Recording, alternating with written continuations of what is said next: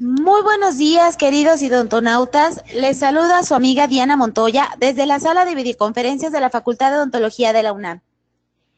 El día de hoy con una interesante conferencia patrocinada por nuestros queridos amigos de Dentadec. Muy buenos días, es para mí un gusto presentarles al maestro Enrique Navarro Gori y a la maestra María Eugenia Vera. Muy buenos días, bienvenidos.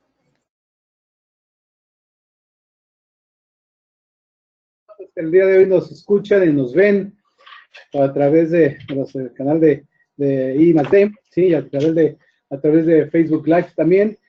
Sean ustedes bienvenidos a este nuevo programa que, bueno, con mucho gusto transmitimos desde la sala de videoconferencias de la Facultad de Odontología de la Universidad Nacional Autónoma de México.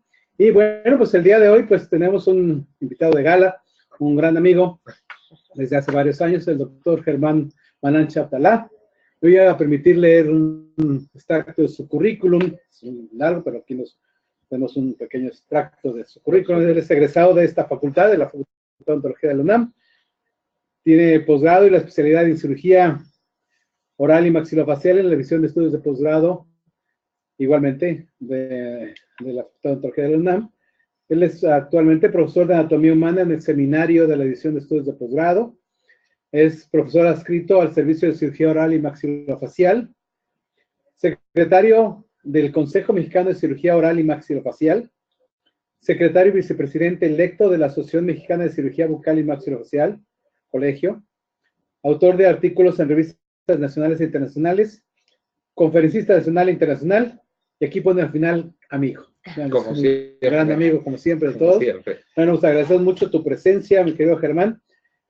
Desafortunadamente, afortunadamente lo tenemos aquí con nosotros, porque su presentación estaba hace prácticamente 2 meses, ¿sí? Era justo para el día del temblor, sí. Aquel temblor que nos pegó en aquella ocasión, ¿sí? Previo a al Congreso de Cirugía, y desafortunadamente, debido al temblor del 19 de septiembre también, pues tuvimos que suspender justamente esta plática que ya la teníamos, pues platicada contigo, por claro. decirlo, ¿no? Sí, entonces, claro. bueno, pues la verdad es que muchísimas gracias por acompañarnos, vamos a retomarlo. Estuvimos anunciándolo ya previamente esta conferencia, y por ahí algunas partes empezaron a hablar, ¿sí? Vamos a hacerlos esta práctica al final de la plática, sí. Una duda que surgió por ahí de un doctor, claro, y te la voy a hacer la pregunta al final. Doctor. Y bueno, pues doctor Amaro, como siempre aquí, apoyándonos y haciéndonos, pues esto más llevadero, ¿sí? Y posteriormente vas a tener un espacio, como siempre, de diálogo. Y bueno, nuevamente reiterándoles la invitación a que nos sigan escuchando, que se queden ustedes con nosotros, a que oigan esta interesante plática, y que, bueno, pues el doctor Germán Manancha es un egresado de esta facultad, orgullosamente de la Facultad de Odontología, orgullosamente UNAM, y bueno, pues no nos resta más que darte el espacio, y pues muchísimas gracias, y bueno, esta plática que debemos haberla tenido hace prácticamente 2 meses, la volvemos a retomar. Gracias, Germán, por estar con nosotros, gracias a ustedes por oírnos, ojalá tengan muchas preguntas al final, y vamos a oír tu plática. Muchas gracias, Germán. Al contrario, muchísimas gracias, doctora. Doctora, al contrario, muchísimas gracias por la invitación. Y cuando me hicieron el enorme honor de invitarme a platicar aquí con ustedes, me planteaban la situación de algún tema, un tema que fuera relevante para la comunidad odontológica en general.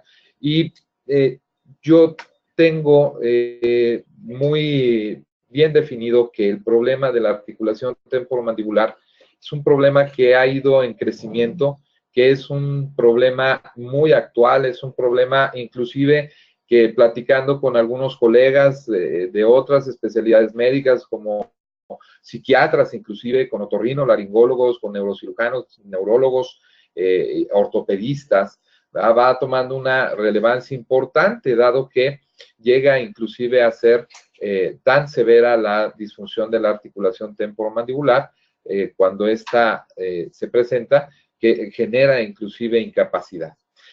Sin embargo, yo sí quisiera comenzar comentando que para poder entender a la articulación temporomandibular necesitamos también entender la anatomía de la misma. Entonces, bueno, como bien mencionó el doctor Enrique, precisamente profesor del seminario de cirugía en la División de Estudios de Posgrado, pues no nos vamos a poder escapar, ¿verdad?, de tener que dar un pequeño repaso a esto. Pero este pequeño repaso tiene su razón, y es que, como decía hace un momento, si no entendemos la anatomía de la articulación temporomandibular y su funcionamiento, no vamos a poder entonces entender la patología, comprender cuál es el detonante, por qué se está presentando y sobre todo poder ayudar a nuestros pacientes, ¿no? Esto es algo muy importante. La disfunción de la articulación temporomandibular no es un padecimiento que sea tratado única y exclusivamente por el cirujano maxilofacial. Es en la articulación temporomandibular, a mi modo de ver y a través de los años de experiencia y de tratar a diario con no uno ni dos pacientes, muchas veces mi secretaria Mari me pone 10 pacientes y todos son de articulación temporomandibular, es responsabilidad de todos nosotros como odontólogos, ¿no? Entonces, haciendo un breve repaso sobre la embriología de la articulación, bueno, pues sabemos que deriva en mucho del primer arco branquial, del cartílago de Meckel, por ahí todavía ayer hacía una revisión final, y hay algunos autores que nos hablan de los cartílagos merkelianos o de los cuadros merkelianos, que son los que se dividen en sí para formar el cóndilo articular, el cóndilo de la mandíbula, y parte de el menisco articular, ¿verdad? Entonces, tenemos que el menisco articular es un tejido fibroso, fibrocartilaginoso avascular, eso es muy importante mencionarlo, y que va a tener unos ligamentos que se van a insertar a su vez, que vamos a ver un poquito más adelante. Pero también esta articulación tiene una cápsula, tiene una bursa articular, de tal manera que, al igual que con un ortopedista podemos estar hablando de una capsulitis o de una bursitis o de una artritis reumatoide, bueno, pues la articulación temporomandibular puede presentar todo este tipo de alteraciones, ¿verdad? Entonces, es importante que sepamos distinguir, diagnosticar para poder ayudar al paciente. Hablando un poquito de la anatomía, pues es muy simple entender que se va a componer de tejidos duros y de tejidos blandos. Los tejidos duros, por supuesto, pues son el hueso temporal, ¿verdad?, a través de su porción de la cavidad glenoidea, que se van a encontrar en la porción petrosa, ¿verdad?, del hueso temporal, y la mandíbula a través de su cóndilo. Hay que recordar, y hay que hacer mucho énfasis, que no nada más la articulación es el puro cóndilo y la cavidad glenoidea, ¿no?, sino que tenemos a ese tejido intermedio que es el menisco articular y que va a generar espacios, y que cuando esto se desarticula, o más bien se altera en su funcionamiento habitual, pues es cuando tenemos la disfunción. Dentro de los tejidos blandos, decíamos, músculos, ligamentos, la cápsula, que tiene 2 capas, lo vamos a ver, y sobre todo, también 2 aspectos anatómicos muy importantes. Sobre todo el primero es la inervación. Todos sabemos que la inervación está dada por el nervio trigémino a través de su tercera rama, en la dentaria inferior, pero específicamente hay un nerviecillo que va a inervar la cápsula, la bursa articular, el interior inclusive de la misma articulación, y que es el nervio auriculotemporal, y que es de suma importancia, no lo perderemos de vista, lo vamos a retomar un poquito más adelante. La irrigación específicamente, pues aquí yo pongo en la carótida externa, pues sí, la carótida externa es la responsable de la irrigación del macizo facial, pero en particular son dos arterias de la carótida externa que son responsables y que son las 2 terminales, ¿no? La temporal superficial y la maxilar interna, de las cuales vamos a ver un poquito más adelante qué ramas en particular son las que generan esta irrigación. Dentro de los músculos tenemos a los 4 clásicos, ¿no? Los 4 músculos clásicos de la masticación. Sin embargo, y yo coincido con el maestro Carlos Ruiz Valero, que acaba de estar con nosotros, Enrique, en nuestro congreso, que también orgullosamente egresado de nuestra división de estudios de posgrado, es colega cirujano oral y maxilofacial y que ahora tiene una brillante carrera en Santa Fe de Bogotá, en Colombia, en el Hospital del Bosque, y que coincidíamos muchísimo platicando precisamente sobre este tipo de tópicos y no podemos ver y no podemos concebir o entender a la articulación temporomandibular únicamente pensando en los músculos de la masticación que nos han repetido durante pues toda nuestra vida profesional, ¿no? Son los 4 principales, el temporal, el macetero, los pterigoideos, ¿no? Tenemos que pensar también que si estos músculos son los que cierran o hacen la oclusión de la mandíbula, pues hay quienes abaten la mandíbula, ¿verdad? Hay quienes son responsables de la apertura oral y estos son los músculos supra e infrayoideos, los cuales no incluyo en esta plática porque por razones de tiempo solamente los vamos a mencionar. Sin embargo, sí sigo manteniendo a estos 4 músculos como los más responsables porque la disfunción articular en mucho se va a dar en el movimiento de cierre mandibular. De tal manera, entonces, que cuando nosotros entendemos a la anatomía de la articulación temporomandibular y la vemos de cerca, vamos a poder entender que es algo muy mecánico. El proceso de articulación de la mandíbula con el cráneo, denominada de muchas formas, como una biartroidal, como una ginglimoartroidal, como una sinovial, que cae en todas estas clasificaciones anatómicas, en realidad es de un funcionamiento en donde muchos autores dicen es complejo, pero desde mi muy particular punto de vista no lo es tan complejo y voy a tratar de explicarlo acá. Si nosotros vemos a la articulación así de cerca, como lo estamos viendo en la diapositiva, podemos entender que el menisco va a ocupar un espacio, pero que ese menisco es el facilitador del movimiento, no nada más de rotación del cóndilo, sino de traslación. Y esa es la clave del problema de la disfunción de la articulación temporomandibular. Y otro punto muy, muy importante es tomar en cuenta la inserción del músculo pterigoideo lateral o pterigoideo externo.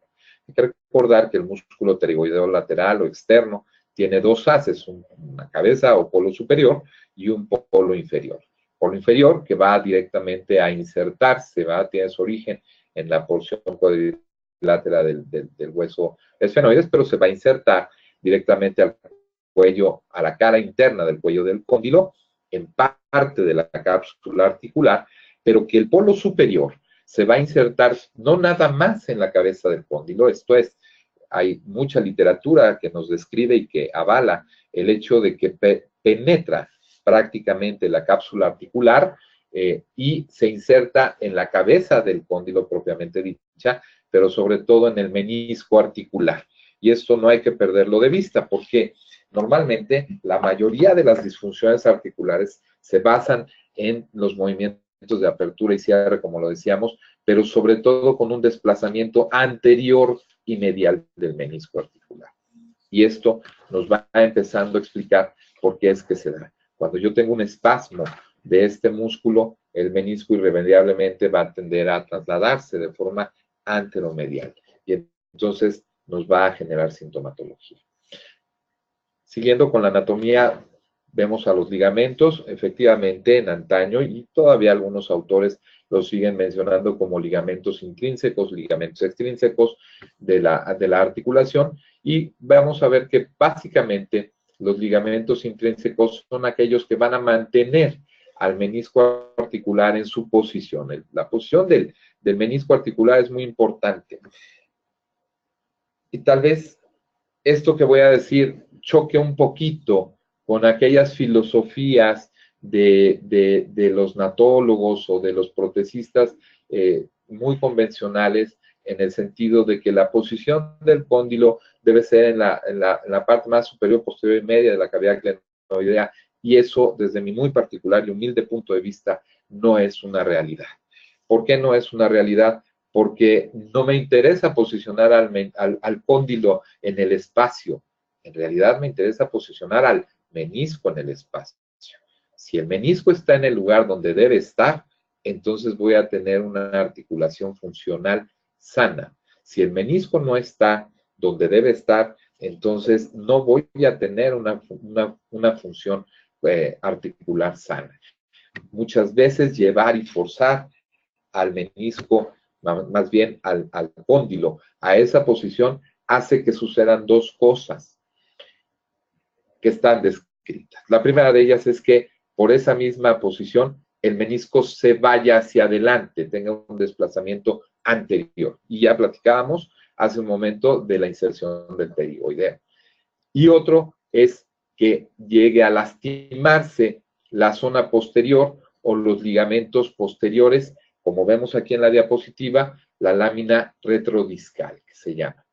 Esta lámina retrodiscal se compone específicamente de dos ligamentos, uno horizontal, o de Pinto o de Testí también llamado, y otro oblicuo, que es un ligamento que va hacia la parte baja del cuello de la mandíbula posterior y que nos va a ayudar a mantener al menisco en su posición, ¿verdad?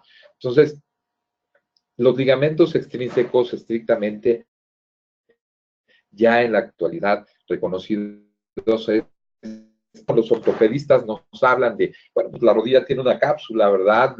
La muñeca tiene una cápsula, pues también la articulación tiene una cápsula articular y va a tener dos capas, una capa externa o fibrosa y vamos a tener también una capa interna llena de células generadoras de líquido que nos van a ayudar a facilitar el movimiento, a humectar las superficies. Recordemos que son superficies no irrigadas, no vascularizadas, que van a sufrir desgastes a través de la vida, ¿no? El hablar de la articulación temporomandibular en mucho es hablar de una rodilla también, o de un codo, o de una articulación de muñeca, ¿no? Entonces, es muy importante tomar en cuenta que existen estas celulitas que son los sinovitos y que van a generar líquido, y ese líquido va a humectar y nos va a ayudar a mantener con sanidad la articulación.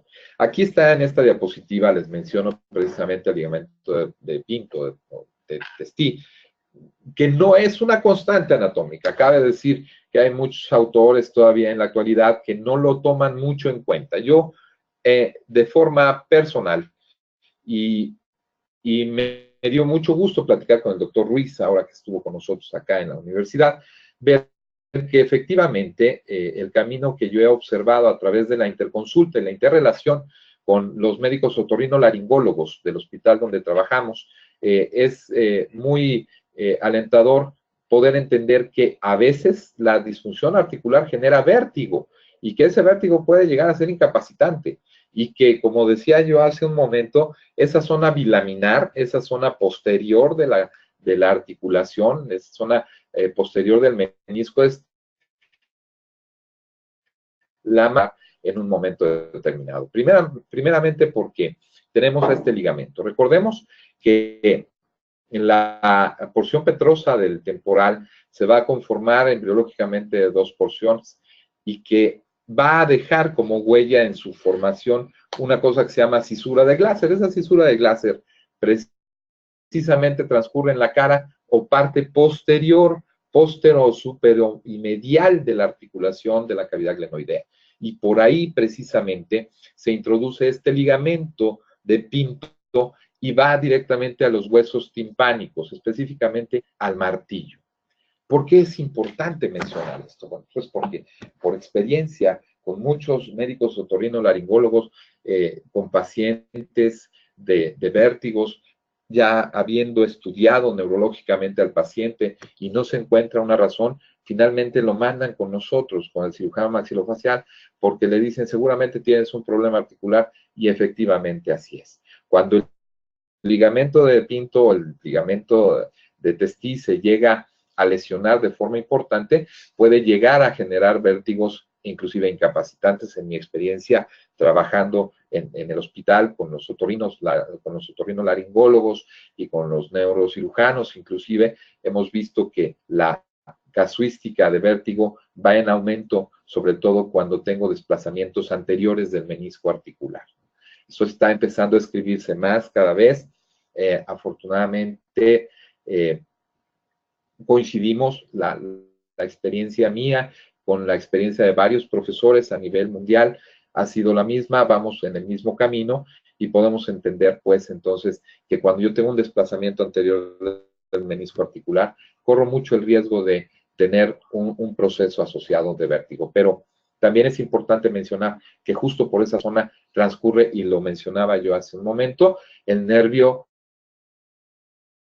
aurículo-temporal. Y entonces, esa es mucho la causa de consulta del paciente, inclusive con nosotros, por dolor importante, ¿no? Dolor, tinnitus, esto es ruido, ¿verdad? Permanente, vértigo, y es muy, muy importante, sobre todo, tomar en cuenta que se va a presentar algo que nosotros conocemos en la cirugía maxilofacial como síndrome de dolor miofacial. Voy a tratar de ser un poco más rápido. Son el complemento de los ligamentos que van a estar considerados como extracapsulares, ¿no? Que finalmente nos ayudan a linear los movimientos, a guiar los movimientos de los músculos y que, bueno, todos sabemos si están descritos perfectamente bien. Voy a hacer un alto un poquito más adelante y voy a retomar la cuestión del transcurrir del nervio auriculotemporal con un gráfico que es muy ejemplificativo en unos momentos más. Como decíamos, la irrigación de la articulación temporomandibular es vasta, está dada, decíamos, por la arteria temporal superficial, que es la segunda rama terminal de la carótida externa, y la primera y más importante, que es la arteria maxilar interna, ¿no? Nuestra amiga, la más querida, porque cuando desafortunadamente tenemos que realizar un tratamiento quirúrgico de la articulación, pues es a la que más tenemos que cuidar, precisamente. Y en particular a las timpánicas tenemos que cuidar muchísimo a las temporales y a las pterigoideas. La inervación, como decíamos, va a estar dada específica y directamente por el nervio auriculotemporal, que es un ramo posterior, es de los primeros ramos que emite el nervio trigémino ya en esa zona, en esa región, y que se ve sumamente afectado cuando tengo un golpeteo constante por desplazamiento anterior del menisco. El cóndilo tiende a irse hacia atrás, como lo vamos a ver en una resonancia, y golpear la zona bilaminar, ¿no? La zona posterior de la cavidad glenoidea. Entonces, detona el dolor. Esta diapositiva me gusta mucho y la utilizo mucho en la consulta para poder explicarle al paciente, junto con un gráfico a continuación, un par de gráficos más, de que podamos entender la mecánica del funcionamiento de la articulación temporomandibular. No es nada más, como lo venimos diciendo, el cóndilo y la cavidad glenoidea, no. En medio está el menisco, pero el menisco debe tener una posición. Y esa posición, nos dicen los autores, debe ser medial y anterior. Esto es, que la parte posterior de la cavidad glenoidea va a estar dada por la zona bilaminar, por el ligamento de Pinto y el ligamento oblicuo, que son los que van a anclar de forma posterior al menisco. Y después va a estar la parte más gruesa del menisco articular, va a tener después, a continuación, un adelgazamiento y posteriormente se va a volver a ser un poquito más amplio, un poquito más ancho. Aquí en esta diapositiva, lo que vemos marcado con las líneas azules son precisamente los espacios suprameniscales e inframeniscales, que tienen una capacidad de mantener líquido y es de aproximadamente 1 mililitro arriba y 1 mililitro abajo. Hay algunos autores que nos hablan de 1.5 arriba y 1.5 abajo. Esto es muy importante junto con este gráfico que vamos a mostrar a continuación, porque ¿qué estudios puedo yo mandarle a mi paciente de forma inicial o de primera instancia? Si bien vamos a hablar un poquito más adelante de los estudios en particular, voy a aprovechar esta diapositiva para explicar el por qué y qué veo y qué no veo. Si se dan cuenta, la parte más ancha o la parte más gruesa del menisco articular es de 3 milímetros y la parte más delgada es de 1 milímetro y después se vuelve a ampliar a 2 milímetros. justo en esa zona de los 3 milímetros y de los 2 milímetros es donde se encuentran los ligamentos intracapsulares que nos van a ayudar a mantener al menisco en su sitio. Y que arriba vamos a tener la capacidad de mantener hasta 1.5 mililitros y abajo igual. De tal manera que si yo sumo esas distancias en una posición en donde el cóndilo debiera estar así situado, que es la norma, este gráfico nos enseña lo que es normal o lo que debería ser normal, pues yo puedo sumar 3 milímetros de la parte más gruesa del menisco y aproximadamente 1,5 milímetros arriba y 1,5 milímetros abajo, que es la correspondencia que nos da el contenido del líquido. Entonces yo puedo suponer que en una radiografía lineal o tomografía lineal de Schuller, que es la que normalmente se utiliza de primera instancia para diagnosticar la disfunción articular, voy a tener 6 milímetros de la cabeza o de la parte más superior de la cabeza del cóndilo a la parte más baja de la cavidad glenoidea, en la porción más medial. Si yo empiezo viendo que tengo una disminución de este espacio, quiere decir entonces que mi menisco no está donde debe estar, o que tengo disminución de ese espacio, y que tengo que voltear los ojos no nada más a la exploración física que vamos a ver a continuación, sino a los antecedentes del paciente. Tal vez tengo sentado ahí en el consultorio dental a un paciente de edad adulta con problemas de artritis, por ejemplo, o problemas inmunológicos que me están llevando a tener este tipo de alteraciones. El funcionamiento normal de la articulación es que el menisco debe acompañar al cóndilo en los movimientos. Al momento de la rotación, el menisco únicamente se va a mantener y el cóndilo va a rotar, como vemos en el gráfico número 2. Pero cuando tengo apertura máxima, que le pedimos a nuestro paciente abra a apertura máxima misma que va de 35 a 40 milímetros, dependiendo del sujeto, el menisco acompaña al cóndilo en el movimiento y facilita la traslación de este a llegar a un punto en donde, como observamos en el gráfico 3, se mantiene un equilibrio de, yo le digo mucho a los pacientes, ahí donde está el número 3, marcamos justo a la mitad abajo, en la parte más baja, un número 6 de un reloj, y en la parte más superior del cóndilo un 12, y estas líneas deben coincidir. Quiere decir que si yo tengo esa coincidencia y un espacio radiográficamente hablando de aproximadamente 2 a 3 milímetros, quiere decir que mi menisco está acompañando. ¿Pero por qué digo esto? Porque en una radiografía convencional yo no voy a poder ser capaz de ver al menisco. Voy a ver las estructuras duras, pero no voy a ver las estructuras blandas. Poder definir si tengo una alteración intraarticular, como lo vamos a ver, es una resonancia magnética dinámica. Entonces, el menisco realmente lo que hace es facilitar el proceso de traslación y de los movimientos condylares. De tal suerte, entonces, que ya hablando de la patología per se de la articulación temporomandibular, vamos a decir que se cataloga en dos grandes diferentes categorías. La primera de ellas que es la disfunción articular y el dolor de los músculos de la masticación, recordando y acotando que no nada más son los 4 masticadores, sino también los supra- e infraoideos, y la patología intraarticular, esa patología que es per se de las estructuras que forman a la articulación.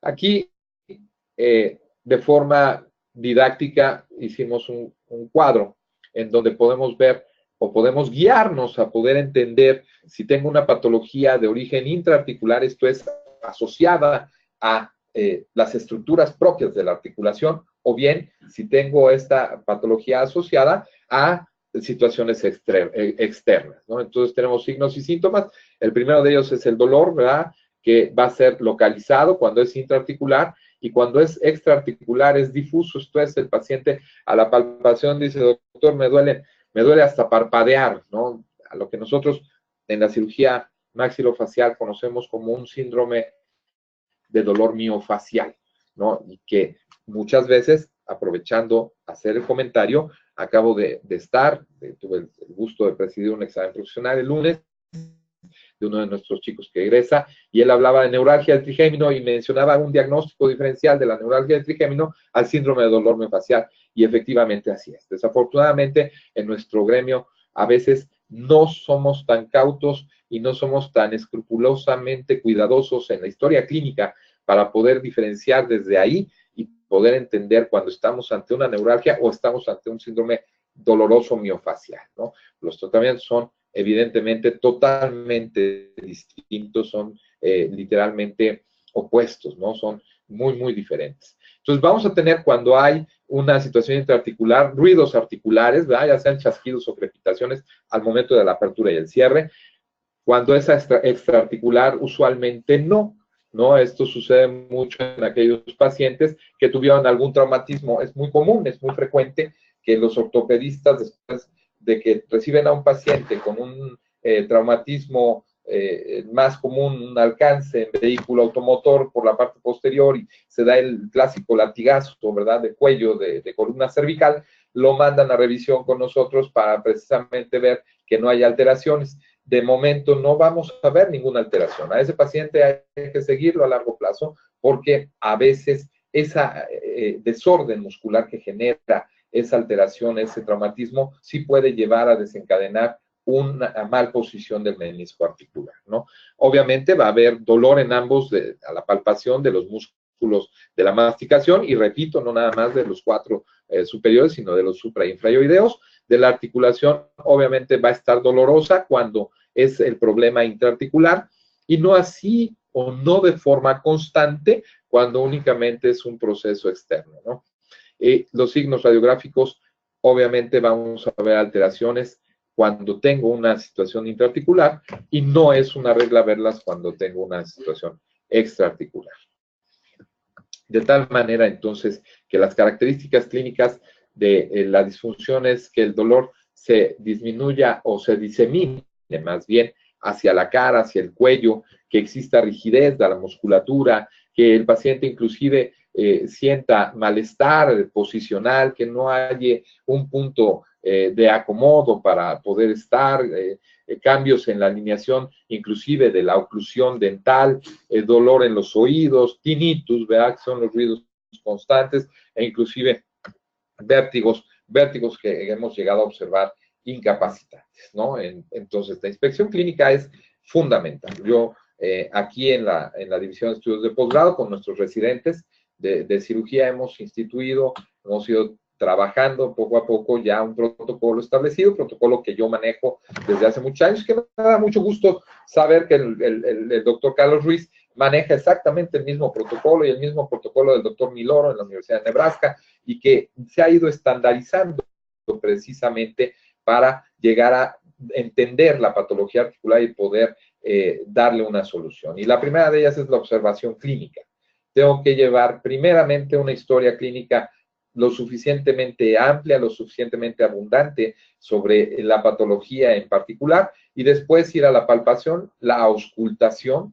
La articulación se ausculta, se escucha, porque, como decíamos anteriormente, se pueden escuchar chasquidos o crepitaciones, y una me habla de un daño severo, la otra me habla de un daño que va en vías de generar algo más importante. Y, por supuesto, el apoyo de imágenes. No puedo dar un diagnóstico únicamente diciendo, entonces usted es un paciente clase 3, ¿verdad? Y yo no sé si el paciente ha sido clase 3 toda su vida, ¿verdad? O tiene una luxación mandibular. Entonces, aquí se muestran algunos de los estudios que se han utilizado a través del tiempo. ¿Cuáles son los válidos en la actualidad? Yo diría que específicamente la radiografía panorámica, vamos a explicar por qué, la radiografía de Schuller o tomografía lineal, posteriormente la TAC, a la cual yo no le tengo mucha confianza, de no ser que sospeche de una anquilosis de la articulación, la tomografía helicoidal, pero la prueba reina, ahora sí, el determinante, el factor, como nos dice Woolford, como nos dice Åkesson, pues es la resonancia magnética dinámica de la articulación, y que ahorita vamos vamos a ver. Entonces, la exploración visual es sumamente importante, que el paciente tenga un plano de oclusión estable. Evidentemente, aquí podemos ver disoclusiones, el de abajo, ¿verdad? Con unos candados ahí de Oliveri Bie, con una fractura mandibular, pero el de arriba, vean que no es más que una luxación mandibular. Lo que tiene el paciente de arriba es que está luxado de la mandíbula y que esta luxación muchas veces se da por una hiperexcursión del cóndilo mandibular, ¿no? Ese es un pleito eterno que tenemos con los asegurados. Yo veo muchos pacientes de aseguradora y el seguro no les quiere cubrir porque no hubo un traumatismo como tal. El seguro no entiende que una situación traumática es precisamente la hiperexcursión del cóndilo mandibular, ¿no? Que el cóndilo rebase al cóndilo del temporal y que se dé la apertura con imposibilidad de reducción, ¿no? Y eso es un trauma. Entonces, aquí valga el momento para expresar que la mayoría de los problemas articulares son a partir de procesos traumáticos. Ojo, somos odontólogos.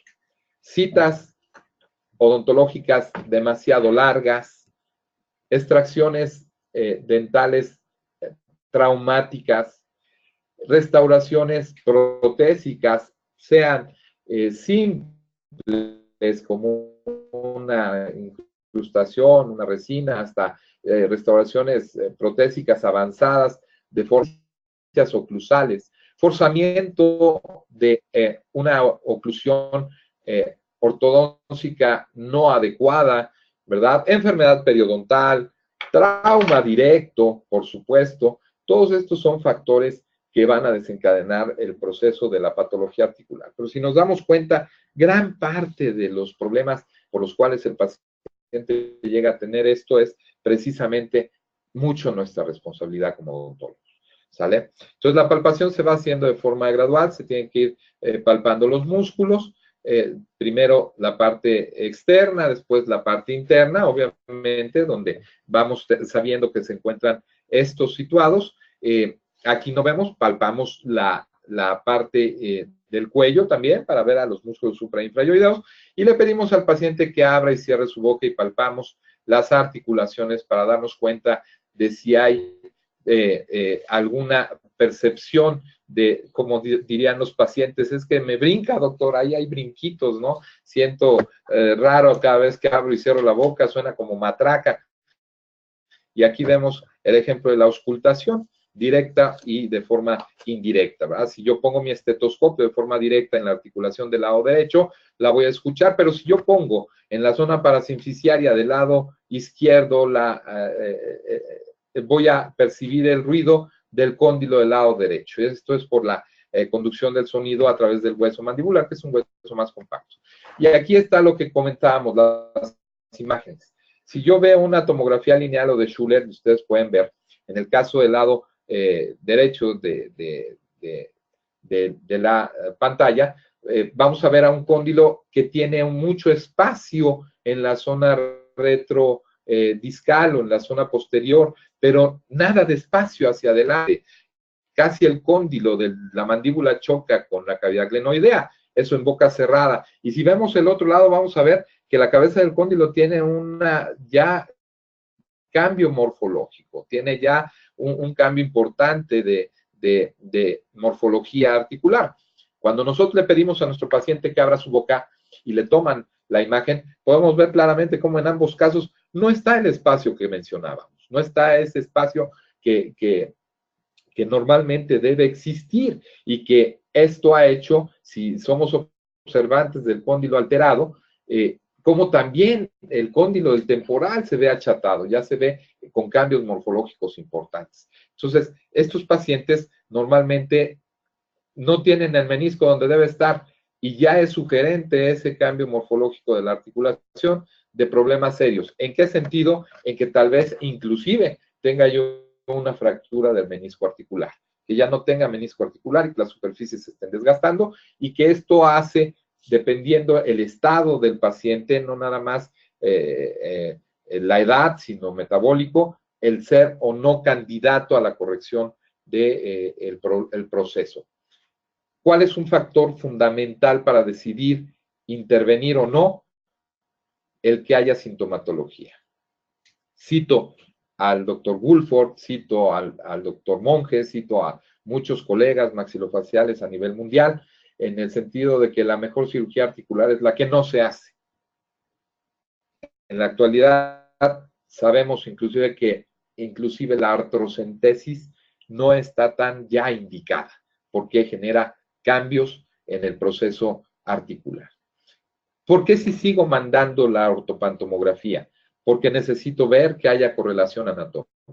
Si bien el sujeto anatómico, todos lo sabemos, no somos un espejo un lado del otro, sí sabemos que las ramas ascendentes deben tener una altura similar entre sí, que los cóndilos deben ser semejantes entre sí, que las ramas ascendentes deben tener un ancho similar, que debe haber una correlación de la arcada superior con la arcada inferior, que no debe haber ausencias dentarias, que no debo tener patologías asociadas, como pueden ser quistes y o tumores, sobre todo en la zona mandibular, que puedan estar generando compresión al nervio dentario inferior y con esto el detonamiento de dolor y poder ser confuso el proceso de diagnóstico. Si recuerdan las tomografías lineales anteriores, veíamos cómo no había espacio en la zona anterior, pero sí había mucho espacio en las zonas retrodiscales o en las zonas posteriores. En este caso vemos cómo ambos lados no existe espacio, simple y sencillamente no hay espacio, ni en la zona retrodiscal, ni en la zona superior, ni en la zona anterior. Esto nos habla ya de un muy probablemente no solo desplazamiento, sino de una perforación o fractura del disco articular. Pero, ¿cuál es el estudio reina? Decíamos, este.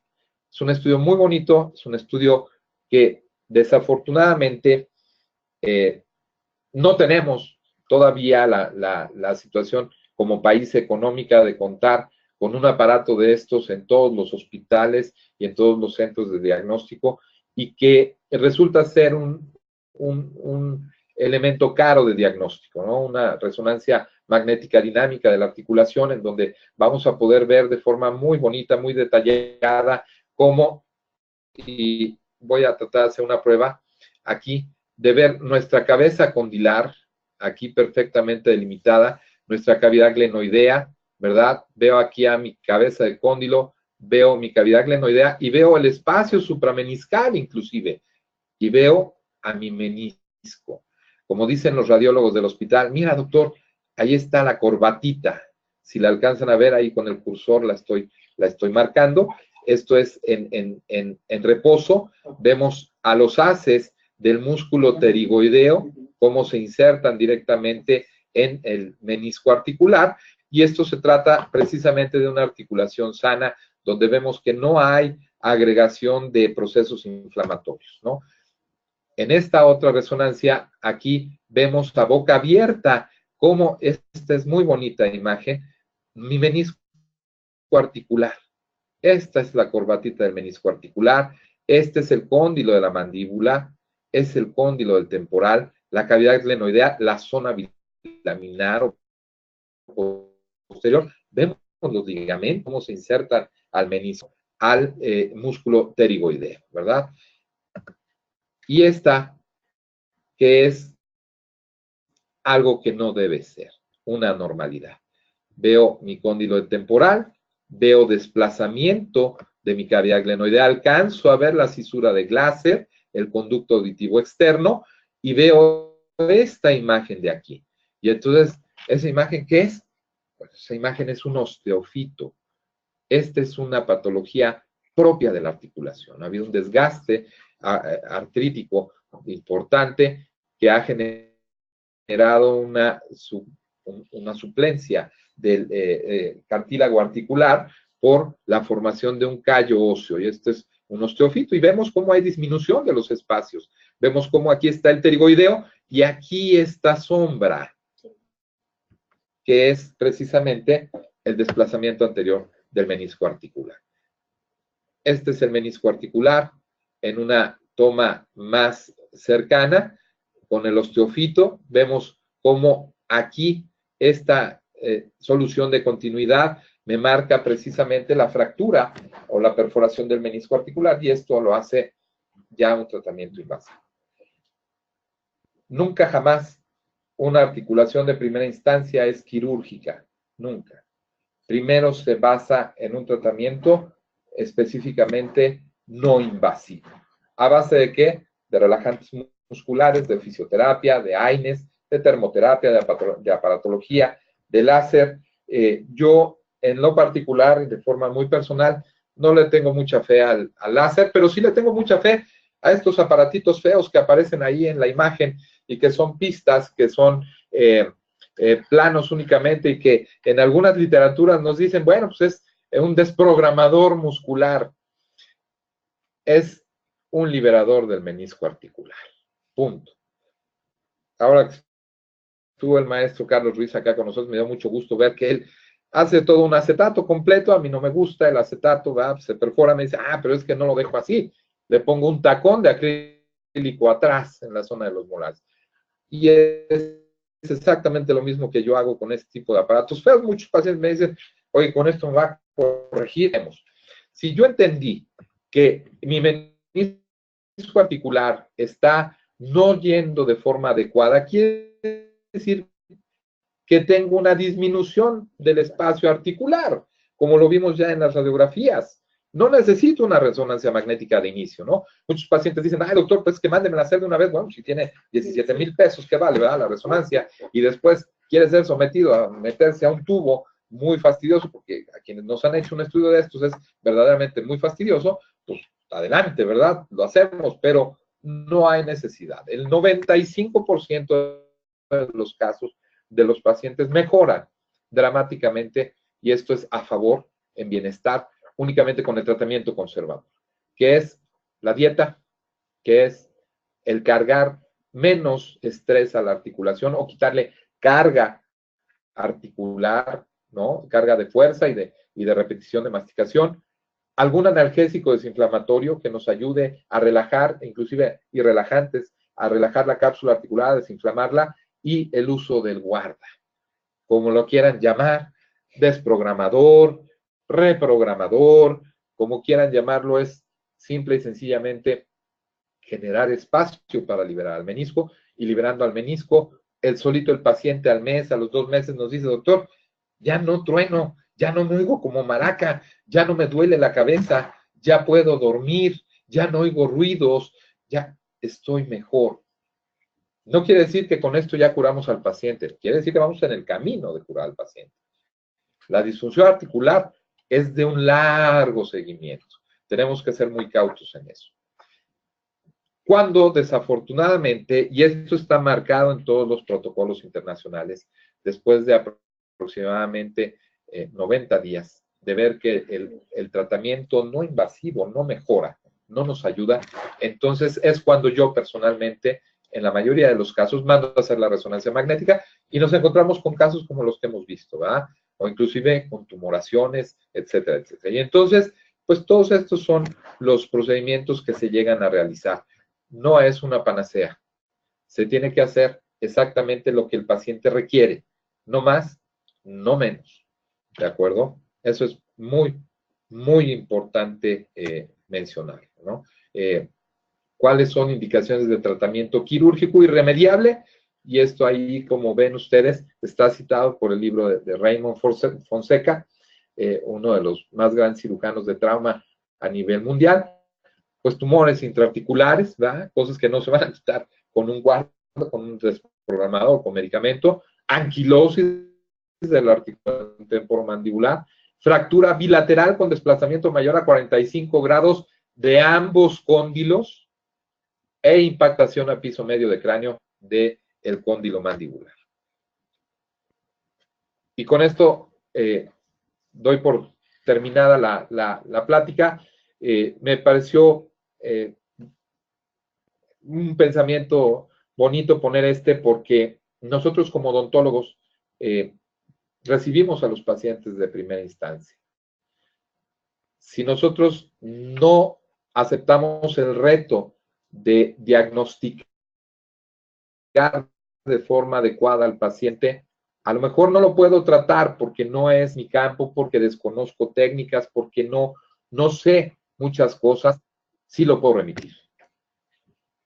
Y es tan valioso o más valioso muchas veces, más el remitir a un paciente que tratar de hacer algo sin saber qué es lo que se está haciendo, ¿no? Entonces, el proyectar lo difícil partiendo de lo fácil siempre nos va a llevar a tener buenos resultados.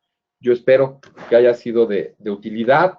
Hay algunos tópicos que no toqué, como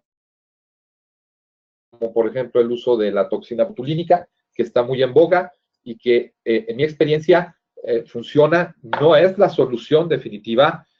La solución definitiva, y eso es lo que yo quiero dejar como mensaje muy claro, es entender el funcionamiento de la articulación y tratar de llevarla a que funcione el paciente como le debe funcionar a él, no como dice el libro, no en la posición que me dijeron hace 10 años,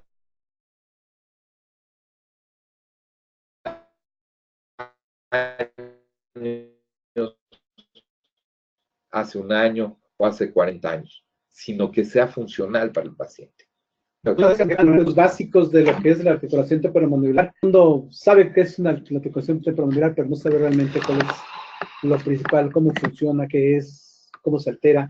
Y justamente ya en todos los procedimientos, los finales que diste, yo creo que es una cuestión muy interesante. Y más adelantito, cuando veamos el espacio, un pequeño espacio de diálogo que tenemos de educación continua, te voy a hacer la pregunta porque la expectativa que se formó alrededor de esta plática, sobre todo cuando hablamos sobre un manejo quirúrgico, empezaron los temas de que no, la articulación temporomandibular no se debe de hacerle cirugía porque yo tengo 40 años de hacer esto. Sí. Entonces, y yo lo que digo a las personas que nos están escuchando y viendo es que no hay que prejuzgar primero antes de ver. Sí, ni hay que decir, no lo voy a hacer. Hay que oír primero, hay que saber qué es lo que hay que entender primero de lo que es la articulación, saber de lo que vamos a hablar, y entonces sí después ya poder empezar a hacer un debate que se trata justamente, este tipo de programas se trata de eso, de crear una información adecuada, y de hacer eso, justamente un debate en el que nosotros debatamos mucho de las ideas que existen entre el público y la parte académica por parte de la facultad de odontología. Muchas felicitaciones de algunos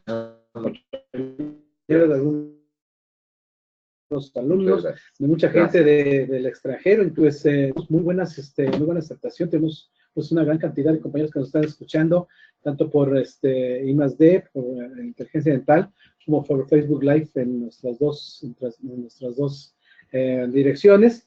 Y bueno, pues vamos a dar este espacio justamente para que nos escuche, para que la doctora María Eugenia Vera nos haga favor de decirnos qué es lo que tenemos ya en este cierre prácticamente de este año 2017, que ha sido muy fructífero, puesto que si no me equivoco, es el número 30, nuestro número 30 programa, nuestro programa número 30. Qué bueno. Sí, entonces pues ahí vamos.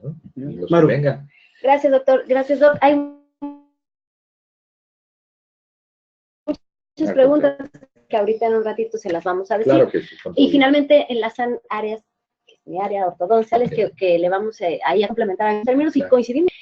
Como dice el doctor Navarro Bori, el día de hoy ya saben que nos integramos junto con lo que es el programa de I+D, que es una vez al mes, y por eso es que damos este spot informativo que es un poco más amplio. Recordarles que en educación continua manejamos lo que son diplomados, y realmente como tal fechas de inicio de diplomados no tenemos ahorita 11 llevándose a cabo. Solo recordarles que ortopedia maxilar está por iniciar la próxima semana. Entonces, aquellas personas que estén interesadas en el diplomado todavía pueden traer sus documentos. Recordarles que es un diplomado teórico-práctico con la intención de que en esta nueva generación de ortopedia maxilar tengamos alternativamente alrededor de 5 o 6 clínicas para que vean, todos pueden ustedes con sus. ¿Qué requisitos tienen que tener? Bueno, es copia del título, copia de laboratorios y traer la solicitud de registro, la cual la pueden bajar de la página de la facultad o nosotros se las damos en coordinación de diplomados, en donde en pantalla se están viendo dónde nos ubicamos en la Facultad de Odontología. También, a partir del próximo año, en enero, a finales de enero del 2018, vamos a tener fecha de entrevista para el Diplomado de Legal y Forense y Ciencias Afines. Este sí, como tal, es solamente un diplomado teórico, incluyendo alrededor de 2 o 3 prácticas en anfiteatro solamente. La misma documentación que antes mencioné es la que solicitamos para este diplomado de actualización profesional. Está enfocado a cirujanos dentistas de práctica general, y recordarles que también ambos son con opción a titulación. Aquellos alumnos que son egresados de nuestra Facultad de Odontología y quieran salir con un reconocimiento extra aparte del título, bueno, pueden tomar un diplomado de actualización. En cuanto a congresos próximos, para cerrar este año 2017, tenemos el Congreso de Patología Bucal y Clínica, el 10º Congreso de Patología Bucal, y se lleva a cabo los días 7 y 8 de diciembre, en el auditorio de la Facultad de Medicina Raúl Fournier. Recordarles que lo importante del mismo es que también hay una sesión clínico-patológica previo al mismo, para el miércoles 6 de diciembre, en donde se pide a aquellos exalumnos puedan tener un encuentro y puedan enseñar todo lo que han aprendido en el área de la especialidad de patología bucal. Tenemos ponentes extranjeros, como los ven ustedes aquí en pantalla, y también recordarles que la cuota de recuperación del mismo ingreso es de 1,200 pesos. Si es que van a incluir la sesión patológica, la vamos a tener en 1,400, con un descuento del 50% a todos los alumnos de Facultad de Odontología, de universidades hermanas y profesores también interesados. Vienen todos los registros mayores y informes. Sabemos que en la página de la facultad, www.odonto.unam.mx, ustedes entran al rubro de educación continua, o incluso todo lo que vienen siendo eventos importantes como este está en la pantalla principal, le dan clic y pueden encontrar la forma en que ustedes se deben de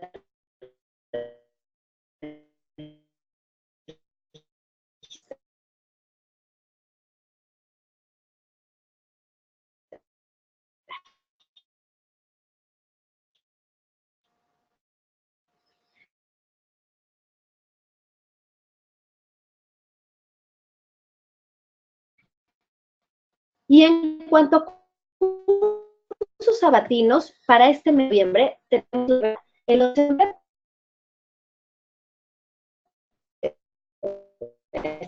de 25 hacia y en la salud. Nos visitar en el correo que ven, que es diplomadosodontunam@gmail.com, una ficha de referencia, se hace el pago en Bancomer, y a través de ahí ustedes nos la envían por correo, y también tienen ya la inscripción al mismo. Les ponemos siempre nuestros correos para que puedan estar en contacto con nosotros. Lo que vienen siendo nuestros teléfonos, las redes sociales, que bueno, ahorita estamos por medio del Facebook de la Facultad de Odontología, y el que ven en pantalla es el de Ducon, que también ahí programamos estos espacios que tenemos cada miércoles, e incluso la publicación de nuestros eventos. La próxima semana, que es 15 de noviembre, en miércoles, vamos a tener al doctor Adrián Villavicencio con el tema de fresas en odontología restauradora, y volvernos a integrar con lo que viene siendo el programa de radio I+D. Vamos a estar con ustedes el 6 de diciembre para estar ahora sí cerrando todo este bloque 2017. Y nada más, muchísimas gracias. Gracias, Maru. Bueno, pues continuando con esta agradable plática del doctor Germán, ahí existen varias preguntas y muchas felicitaciones de muchos lados, desde Chetumal, desde aquí ya desde Villa Hidalgo, Jalisco, bueno, etcétera. Dice, buenos días, doctor. Elena María Gómez Flores dice, si hay diagnóstico de disfunción temporomandibular y hay sintomatología, ¿qué tan indicada está la artrocentesis? Ya que el paciente está con guarda cruzal y se está considerando la opción de ortodoncia, pero quería saber si estará indicado el tratamiento. Eso lo voy a contestar de la siguiente forma, ojalá les sea de utilidad. Primero habría que ver qué tipo de guarda está utilizando el paciente. ¿Por qué le comento esto? Está muy en boga y es muy pregonado el uso de acetatos de varios calibres. Yo le voy a ser muy franco, a través de más de 20 años de ver pacientes prácticamente diario de disfunción articular, mi muy humilde opinión es que el acetato no sirve. No sirve porque no me genera un efecto real. Yo tengo que competir contra la musculatura, contra los ligamentos, contra las estructuras anatómicas del paciente. Y tal vez usted se ha dado cuenta que regularmente el paciente perfora la guarda, la rompe. De ahí entonces que en consenso con el doctor Ruiz, precisamente, y me da mucho gusto platicar con él en ese sentido, yo utilizo las guardas, pero de acrílico, pistas planas de acrílico, no de acrílico termocurable, de acrílico autocurable, y las hago yo, además. Por eso las vieron tan feas y tan horribles. La razón es muy sencilla. La razón es la siguiente. El acrílico me va a permitir competir de una forma muy adecuada contra la contractura de los músculos. Recordemos que si la articulación está funcionando mal, de inicio tengo contractura muscular. Y entonces tengo que romper esa contractura. Muchos autores y muchos colegas, inclusive platicando en el hospital donde trabajo con otorrinos y con neurólogos, me dicen, oye, y si le mandamos medicamento y medicamento, no, el paciente no va a vivir eternamente medicado. Si yo entiendo que tengo una disfunción articular, entonces entiendo que es un problema mecánico y como tal lo tengo que tratar. En mi experiencia, el acrílico me ha dado muy buen resultado, elevando el plano oclusal de 2 a 3 milímetros. Muchos residentes inclusive me dicen, ¿y por qué tanto, doctor? Porque tengo que ser de inicio agresivo. Para cuando el paciente acusa dolor articular, como es el caso, entiendo, de su paciente, no es un problema de nuevo, es un problema añejo. Este problema ya tiene tiempo de estarse en evolución y muchas veces es igual de complicado echarlo para atrás en cuanto a tiempo y en cuanto a esfuerzo. Sin embargo, el acrílico me va a ayudar, al menos la experiencia que yo tengo es que me va a dar la suficiente dureza para no perforarse ni romperse fácilmente, porque parece mentira, pero así es, el trismo que genera el bruxismo de los pacientes, y que es otro capítulo y que lo mencioné, ¿no? Que hasta con los psiquiatras lo hemos platicado ahí con los colegas del hospital, porque ya es considerada casi una patología actual, ¿verdad? El estrés, y dentro del estrés, el síndrome de dolor miofacial es uno de ellos. El acrílico me ofrece esa dureza, por un lado. Por otro lado, no es tan fuerte que me lastima los dientes, de tal manera que sí se llega a desgastar. Yo le pido al paciente que mes con mes, durante los primeros 3 meses que nos marcan los protocolos internacionales de control de inicio de tratamiento, me lleve el guarda para ir dándome cuenta cómo va siendo este desgaste y poder modificar, ya sea aumentar o disminuir conforme lo que el paciente mismo también nos va refiriendo, porque esto es muy importante. El paciente de articulación es un paciente que para cuando llega con nosotros, llega ya, por valga la expresión, muy toreado, ¿no? Que ya vio al otorrino, ya vio al neurólogo, ya vio al reumatólogo, ya vio al ortopedista, y bueno, ahí lo mandan con el dentista y a ver qué hace, ¿no? Y es un paciente entonces de inicio complicado porque no siente que haya resolución.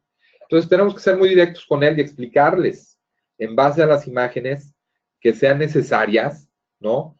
Yo de inicio mando la ortopanto, por lo que platicamos, la radiografía de Schuller, para ver los espacios y sí sensibilizar al paciente de que esto no va a ser sacar la varita mágica y ya mañana se va a quitar el problema, ¿verdad? Sino va a ser un cambio gradual. De tal suerte que en mi experiencia, mes con mes, el paciente asiste a su consulta y entonces él me va a platicar a mí qué es lo que ha sucedido, cómo va, cómo se siente. Oiga, doctor, fíjese, me duele igual. ¿O qué cree?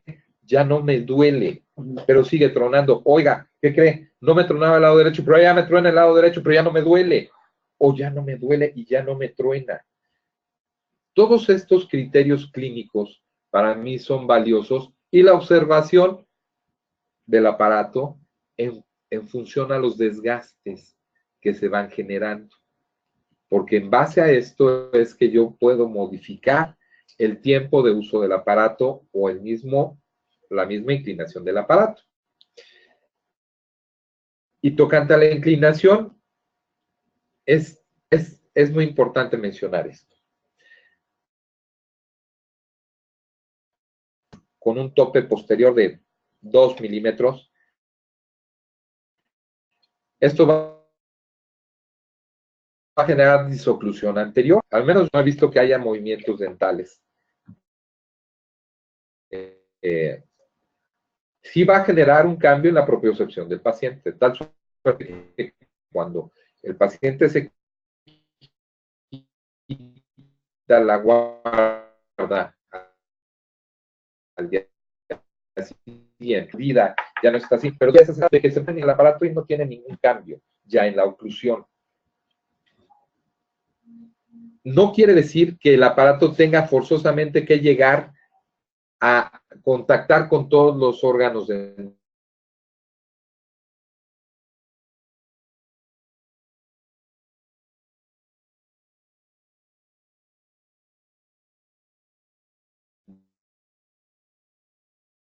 No. Y cuando él nota que el paciente tiene una oclusión estable, que no hay dolor, que ya no hay ruidos articulares, entonces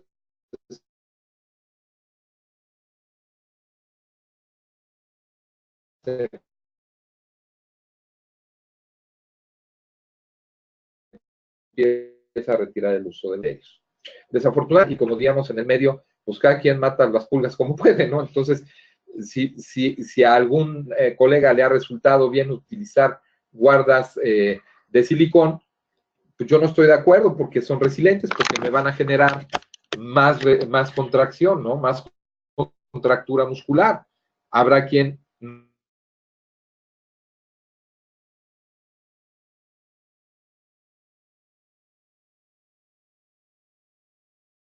no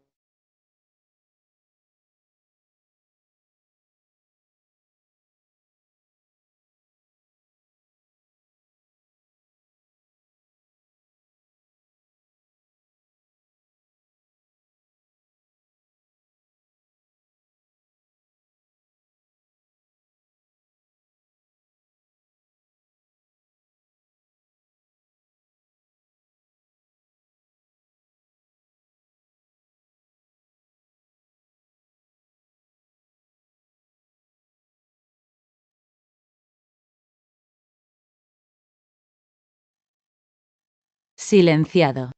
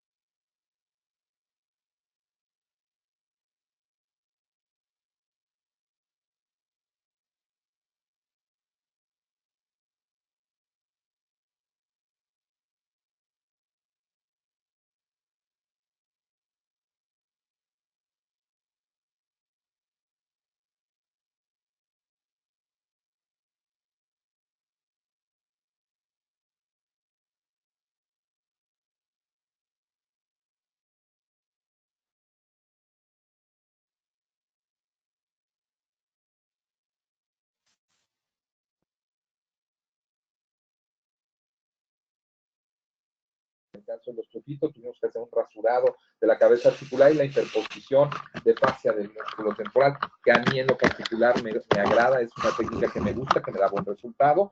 Y bueno, ahí hasta en los casos de anquilosis, donde, por ejemplo, hay cirujanos que están desarrollando las prótesis específicas, ¿no? Bajo CAD-CAM, mandadas a hacer a Alemania, el doctor Martínez Garza en Monterrey, el doctor René Rosales en Puebla, en donde se hacen reparaciones o reemplazos articulares completos, ¿no? A través de de nada más el cóndilo, sino la cazoleta a medida del paciente. Yo creo que son situaciones muy importantes, muy extremas en ocasiones, como la anquilosis. ¿Cómo se produce la anquilosis? La anquilosis es una historia de traumatismo sí o sí. Ese es muy frecuente que los niños, en particular los niños, sufran caídas, sí, ¿no? En la zona anterior del mentón, el vector de por las mamás cuando les pegan. No. Bueno, no sé, ¿verdad? A veces la mamá se puede... No, pero como bebé le pega en el mentón. Sí, normalmente cuando hay una anquilosis, esta va a ser por un traumatismo directo temprano. Okay. Y se genera porque, decíamos en la plática, que la articulación es avascular. De ahí por ahí, y sirve que lo voy a comentar, decía, ¿se recomienda la artrocentesis o no? Sí. En la actualidad ya no se recomienda tanto la artrocentesis. Y la razón es la siguiente. Cuando yo tengo un trauma directo a la articulación, voy a generar una ruptura de vasos y se me va a contaminar. Tomando en cuenta que la articulación es avascular. Si yo tengo la formación de un hematoma intraarticular, eso me va a generar una fibrosis y eventualmente esa fibrosis se puede calcificar. Y esa es una anquilosis de articulación. Se da mucho en los niños, que el niño a los 5 o 6 años se cae, tiene traumatismo, y de pronto la mamá lo lleva a los 10 años y dice, es que empecé a notar que como que el niño ya no abría la boca, ¿no? Y a ver, hijo, abre, y ya no abren la boca, ¿no? Y entonces ahí sí, la tomografía computarizada nos lleva muy de la mano a entender que vemos masacotes enteros. No me dio tiempo de poner, pero hay imágenes muy representativas de esto, ¿no? Entonces hay que quitar esa masa ósea que está ocupando la cavidad glenoidea y cortar muchas veces el cóndilo en el cuello bajo y quitar la coronoides, inclusive también para evitar que haya una reanquilosis, ¿no? El tratamiento de anquilosis es delicado. En la actualidad, por ejemplo, y cito al doctor René Rosales de Puebla, del Seguro Social, está utilizando las prótesis articulares precisamente en los casos de anquilosis, porque la reincidencia llega a ser a veces alta si no se reseca la cantidad suficiente de hueso o no se transpone el tejido o no se pone algo en medio que evite que se vuelva anquilosar. Hemos tenido casos personalmente en donde se nos han reanquilosado 2 y hasta 3 veces un paciente, ¿no? Entonces, en la actualidad se utilizan este tipo de prótesis. Pues mira, yo creo que nos podemos... Por último, por lo de la artrocentesis, precisamente al momento de infiltrar yo genero una contaminación del espacio que no tiene sangre y genera un hematoma intracapsular. Por más que lave, por más que entre y salga el esteroide, al momento de yo retirar mi aguja, va a generar un sangradito ahí. Y entonces la historia de la artrocentesis, y está descrito en la literatura, es reincidencia. De ahí que ya casi no se utiliza la artrocentesis.